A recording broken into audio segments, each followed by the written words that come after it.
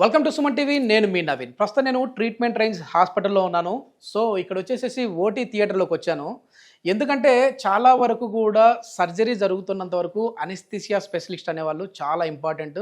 వారికి ఎంత డోసులో మత్తు ఇవ్వాలి పేషెంట్కి అని చెప్పేసి వారికి మాత్రమే తెలిసి ఉంటుంది. సో మనతో ఉన్నారు ప్రముఖ అనెస్థీసియా స్పెషలిస్ట్ డాక్టర్ రవితేజ గారు. హాయ్ సార్, నమస్తే అండి. నమస్తే సార్, ఏంటి సార్ మొత్తానికి ఒక చిన్న సైజ్ రోబోలాగా కనపడతా ఉంది. ఇది అంటే మత్తు ఇచ్చే మిషన్ అంటే ఇది? అవునండి, దీన్ని అనెస్థీషియా వర్క్ స్టేషన్ అంటారు. యూజువల్గా జనరల్ అనెస్థీషియా మనం ఏదైతే ఇస్తూ ఉంటామో ఆ జనరల్ అనెస్థీషియా ఇచ్చే టైంలో అనమాట ఈ వర్క్ స్టేషన్ మనకు చాలా యూస్ఫుల్ అవుతుంది అనమాట.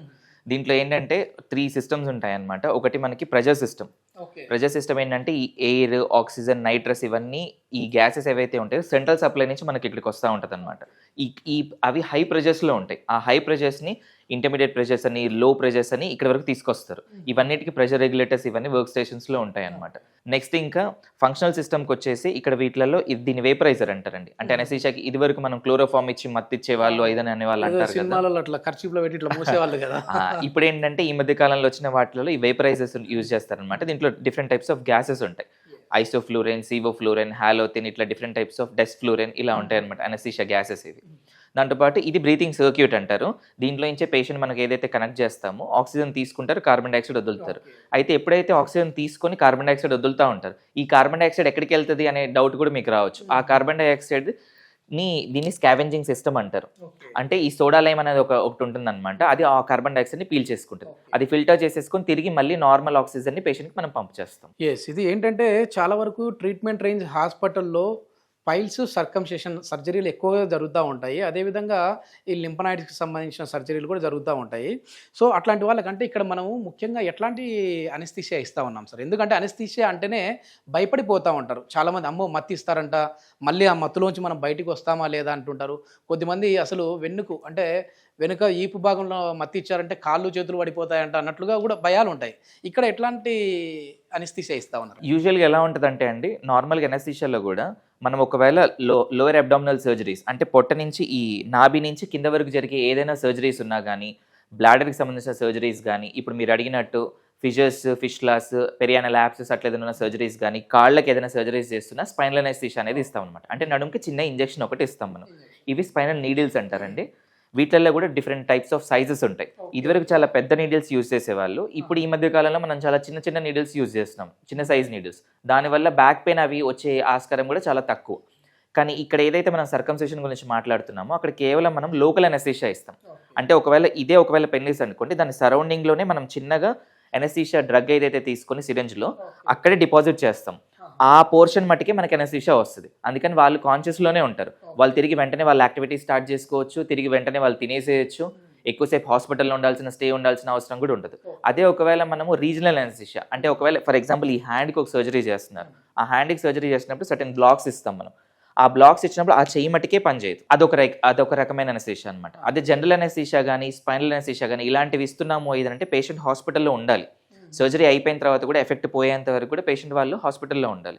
అదే ఈ లోకల్ అనెస్థీషియా ఏదైతే మనం ఇస్తున్నామో ఈ సర్కంసిషన్స్కి, వాటికి ఆ టైం బీయింగ్ వరకు ఉంటే సరిపోతుంది. అందుకని వాళ్ళు వెంటనే దాని తర్వాత వాళ్ళ యాక్టివిటీ స్టార్ట్ చేసుకోవచ్చు. ఓకే. కొద్దిమంది మామూలుగా అంటే మాకు ఈ అనెస్థీషియా ఇచ్చారు కానీ ½ అన్ అవర్ అని చెప్పారు, 1 అవర్ అవుతుంది ఇంకా బయటికి రావట్లేదు, కోమాలోంచి అంటుంటారు కదా, అది కోమా స్టేజేనా అండి? అది జనరల్ అనెస్థీషియాలో యూజువల్గా మనం చూస్తూ ఉంటాం. జనరల్ అనెస్థీషియా అంటే ఏంటి సార్? జనరల్ అనెస్థీషియా ఏంటంటే అండి, ఇప్పుడు ఒక పేషెంట్ మన దగ్గరికి వచ్చారు, వాళ్ళకి అప్పర్ అంటే ఈ అబ్డామిన్ నుంచి పైన వరకు ఏదైనా ఒక సర్జరీ ప్లాన్ ఉండింది. ఇప్పుడు యూజువల్గా మనకు ఒకవేళ ఒక పేషెంట్ వచ్చి పడుకున్నారు అనుకోండి, వాళ్ళకి చిన్న మనం ఒక ఇంజెక్షన్ ఇచ్చినా లేకపోతే ఏదైనా కట్ లాంటిది చేసినా చెయ్యి కదిలిస్తారు, లేదు ఇదంటే నొప్పి అని చెప్తారు. మన అనెస్థీషియా పర్పస్ ఏంటంటే వాళ్ళ కాన్షియస్నెస్ ఉండకుండా చేయటం, వాళ్ళ చేతులు కాళ్ళు కదలికుండా చేయటం, దాన్ని మజిల్ రిలాక్సేషన్ అంటారనమాట. ఈ జనరల్ అనెస్థీషియా ఇచ్చినప్పుడు వాళ్ళు కదిలించరు, ఏం మూమెంట్స్ చేయరు, పెయిన్ కూడా పర్సెప్షన్ ఉండదన్నమాట వాళ్ళకి. ఎప్పుడైతే మనం దాన్ని ఎలా అటైన్ చేస్తాము అంటే సర్టెన్ టైప్స్ ఆఫ్ డ్రగ్స్ ఉంటాయి మా దగ్గర. ఆ డ్రగ్స్ ఇచ్చిన తర్వాత పేషెంట్ కాన్షియస్నెస్ అనేది పోతుంది, మజిల్ రిలాక్సెన్స్ ఇచ్చిన తర్వాత కదలికలు పోతాయి. దాని తర్వాత మనము దీన్ని లారింగోస్కోప్ అంటారు. దీన్ని యూజ్ చేసి ఈటీ ట్యూబ్ అంటారండి. ఇది ఒక గొంతులో మనం ఒక ట్యూబ్ వేస్తాం అనమాట. ఈ ట్యూబ్ వేసి వాళ్ళకి continuous supply of oxygen and gases ఇస్తాం మనం. వన్స్ ఎప్పుడైతే సర్జరీ అనేది కంప్లీట్ అవుతుందో ఈ గ్యాసెస్ ఇవన్నీ కట్ చేసేసి దాని తర్వాత ట్యూబ్ అనేది బయటికి తీసేస్తాం. అప్పుడు వాళ్ళు ఎప్పుడైతే ఫుల్ కాన్షియస్ ఉంటారో వాళ్ళు ప్రాపర్గా వాళ్ళంతటి వాళ్ళు గాలి తీసుకుంటూ ఉంటారు, వాళ్ళని మనం రూమ్కి షిఫ్ట్ చేస్తాం. ఓకే. ఇది ఏంటంటే మామూలుగా ఒక్కొక్క బాడీని బట్టి వాళ్ళ డోసేజ్ ఉంటుంది Definitely. లేదంటే ఎట్లా ఉంటుంది?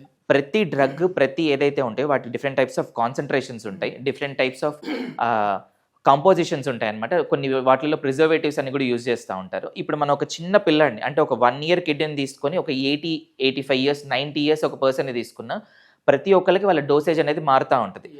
డిఫరెంట్ టైప్స్ ఆఫ్ డోసేజెస్ ఉంటాయి. అలానే ఇప్పుడు ఒకవేళ పెద్దవాళ్ళు ఎవరన్నా ఉన్నారు, వాళ్ళకి డిఫరెంట్ టైప్స్ ఆఫ్ కండిషన్స్, వాళ్ళ కోమార్బిటీస్ ఉంటాయి. అంటే ఒకళ్ళకి బీపీ ఉండొచ్చు, షుగర్ ఉండొచ్చు, థైరాయిడ్ ఇష్యూస్ ఉండొచ్చు, ఆస్మా ఉండొచ్చు. ఇట్లా రకరకాలుగా ఉన్న పేషెంట్స్ ఏవైతే ఉంటారో వాళ్ళకి మనం అప్రోప్రియేట్ డోసెస్ ఇవ్వాలి. కొంతమందిలో డోసెస్ ఎక్కువ ఇవ్వాల్సి వస్తుంది, కొంతమందిలో డోసెస్ తక్కువ ఇవ్వాల్సి వస్తుంది. దాని అకార్డింగ్లీ ప్లాన్ చేసుకోవాలి. ఓకే. కాంప్లికేషన్ అనేవి ఏముంటాయి సార్? అంటే ఎట్లాంటి వాళ్ళకు ఇప్పుడు కొంచెం వీళ్ళకి సర్జరీ వద్దండి, ఎందుకంటే అనెస్థీసియా ఇచ్చినా కూడా వీళ్ళు మళ్ళీ నార్మల్ స్టేజ్కి రావడానికి టైం పడుతుంది అనే స్టేజెస్ ఏముంటాయి సార్? అంటే ఇప్పుడు ఒక ఎగ్జాంపుల్, ఒక బీపీ ఉన్న పేషెంట్ కానీ ఒకవేళ హార్ట్ ఇష్యూస్ ఏదైనా ఉన్న పేషెంట్స్ తీసుకున్నాం అనుకోండి, మనం ఎక్కడ జాగ్రత్తలు తీసుకోవాలి ఏదైనా అంటే పేషెంట్ని మనం అంటే ఈ ట్యూబ్ వేసేదని చెప్పినాం కదా, దాన్ని ఇంట్యూబేషన్ అంటారు అనమాట. ఈ ఇంట్యూబేషన్ చేసినప్పుడు కూడా ఒక రెస్పాన్స్ వస్తుంది, అంటే ఒక బాడీ ఒక రెస్పాన్స్ వస్తుంది, బీపీ పెరగడం, హార్ట్ రేట్ పెరగడం ఇట్లాంటివి ఉంటుంది అనమాట. ఇవి వీటిని కంట్రోల్ చేయటము. దాని తర్వాత డ్యూరింగ్ ఎనెస్థీషియా కూడా సర్జరీ కానీ ఎనెస్థీషియా కానీ బాడీ మీద ఒక స్ట్రెస్, ఈ స్ట్రెచ్ ఇచ్చినప్పుడు బాడీ ఏంటంటే ఒక విధంగా రియాక్ట్ అవుతుంది. అప్పుడు బీపీ హార్ట్ రేట్ ఫ్లక్చువేషన్స్ ఇవన్నీ అవుతూ ఉంటాయి. ఇవి అవుతున్నప్పుడు వాటిని మనం కేర్ఫుల్గా కంట్రోల్ చేస్తూ ఉండాలి. అవి ఎప్పుడైతే మనం కంట్రోల్ చేయలేమో అట్లాంటి టైంలో బాడీ అనేది డిఫరెంట్గా రియాక్ట్ అవుతుంది. ఆ రియాక్ట్ అయినప్పుడు సడన్గా బీపీ పడిపోవడం, సడన్గా బీపీ ఎక్కువ అవ్వడం, దానివల్ల బ్రెయిన్ మీద కూడా ఎఫెక్ట్ పడటం, వీటన్నిటి ఎఫర్ట్స్ వల్ల సడన్గా ఒకవేళ హార్ట్ అటాక్ లాంటివి కూడా రావచ్చు అనమాట. హార్ట్లో డిఫరెంట్ ఎరిథమియాస్ అంటారు, అవి కూడా రావచ్చు, సడన్ కార్డియాక్ అరెస్ట్ అవ్వచ్చు. ఇవి కాంప్లికేషన్స్. యూజువల్గా మోస్ట్లీ ఏం అవ్వకుండా మేము అవాయిడ్ చేస్తాం. ఆ ప్రాబ్లమ్స్ ఉన్నాయంటే వాళ్ళని మీరు చెప్పేసేస్తారు, ఈ ప్రాబ్లం ఉంది, దీనికి ముందుగానే కొంతమందిని మెడిసిన్స్ తోనే మీరు క్యూర్ చేసుకోండి అని చెప్పేటట్టు. కానీ ఇక్కడ ట్రీట్మెంట్ రేంజ్ లో అంత లేదు, ఎందుకంటే పైల్స్ సర్కము మెయిన్ ఇక్కడ జరుగుతూ ఉంటాయి. ఇవన్నీ చాలా చిన్న సర్జరీస్ అండి, చాలా మైనర్ సర్జరీస్, దానికి అసలు భయపడాల్సిన అవసరం కూడా ఏం లేదు. పైల్ సర్జరీ చేయించుకోవాలంటేనే భయపడిపోతూ ఉంటారు కదా. సర్కం అంటే అసలు అక్కడ ఉన్న సెన్సిటివ్ పార్ట్ అంగం దగ్గర మీరు ఇట్లా ఇంజక్షన్లు కానీ లేదంటే అక్కడ ఖర్చు చేయడం కానీ చేసే వాళ్ళు ఉంటారు. అట్లాంటి వాళ్ళకి ఏం చెప్తారంటే భయపడే వాళ్ళకి? భయపడాల్సిన అవసరం ఏం లేదండి. ఇప్పుడు మనం ఒక ఇది సిరంజ్ తీసుకున్నాం అనుకోండి, దీంట్లో మనం డ్రగ్ తీసుకుంటాం. ఈ నీడిల్ కూడా యూజ్ చేయమండి. దీనికంటే చాలా చిన్న నీడిల్ ఏదైతే ఉంటుందో ఆ నీడిల్ మనం యూజ్ చేస్తాం. ఆ నీడిల్ యూజ్ చేసి కొద్దిగా అమౌంట్ ఆఫ్ డ్రగ్ తీసుకొని జస్ట్ ఇప్పుడు మన పెన్నీస్ ఇదంటే దాని సరౌండింగ్ ఏరియాలో డిపాజిట్ చేస్తాం. మనం ఇచ్చిన ఒక 1 to 5 minutes మన ఎఫెక్ట్ వచ్చేస్తుంది. ఎఫెక్ట్ వచ్చిన తర్వాతనే వాళ్ళు స్టార్ట్ చేస్తారు. అందుకని మనం భయపడాల్సిన అవసరం లేదు. తెలిసిపోతుంది అక్కడ మిమ్మల్ని ఫస్ట్ అడుగుతారు టచ్ చేసి కానీ పించ్ చేసి కానీ చూసి నొప్పి లేదు అన్న తర్వాత వాళ్ళు ప్రొసీజర్ స్టార్ట్ చేస్తారు. ఒకవేళ లేదు సరిగ్గా రాలేదనుకోండి మళ్ళీ కొద్దిగా డ్రగ్ ఇస్తారు. మొత్తానికి సినిమాలో హీరోలు, విలన్లు, హీరోయిన్లు తెర మీద కనపడతా ఉంటారు, తెర వెనక కనపడకుండా డైరెక్టర్లు, రైటర్లు ఉంటారు. అట్లనమాట మీరు అనెస్థీసియా స్పెషలిస్ట్ అనేవాళ్ళు. సో ఏదైనా సరే ముందు ఆ అనెస్థీసియా ఇచ్చిన తర్వాతనే ప్రొసీజర్ అంతా జరగాలి. ఎగ్జాక్ట్లీ. ఓకే. చాలా మంచి ఇన్ఫర్మేషన్ సార్. ఇది మొత్తానికి ట్రీట్మెంట్ రేంజ్ హాస్పిటల్లో ఈ వీడియో చేయడానికి రీజన్ కూడా ఏంటంటే ట్రీట్మెంట్ రేంజ్ హాస్పిటల్లో పైల్స్, సర్కమ్స్ ఎక్కువ జరుగుతూ ఉంటుంది. అందరూ కూడా భయపడిపోతూ ఉంటారు, అమ్మో అది సెన్సిటివ్ పార్ట్స్ కదా, అక్కడ కట్ చేసేసారు అని అంటే ఎట్లా ఇబ్బంది అని అనుకుంటా ఉంటారు. అట్లాంటి ఏమి ఉండదు. చిన్న అనెస్థీసియా ఇచ్చేసేసి ఇట్లాంటి స్టాప్లర్స్తో వచ్చేసి వాళ్ళకి సర్జరీ చేసే విధంగా ఉంటుంది. సో దీని గురించి ఫర్దర్ ఇన్ఫర్మేషన్ అంటే ఏదైనా సర్కమ్ కావచ్చు, అదేవిధంగా పైల్స్ సర్జరీ కావచ్చు, దీని గురించి ఇన్ఫర్మేషన్ ఇంకా కావాలి అని అంటే హాస్పిటల్ వారి కాంటాక్ట్ నెంబర్ ప్రొవైడ్ చేస్తా ఉన్నాం, మీరు నేరుగా వారితో మాట్లాడచ్చు. Thank you sir. Thank you.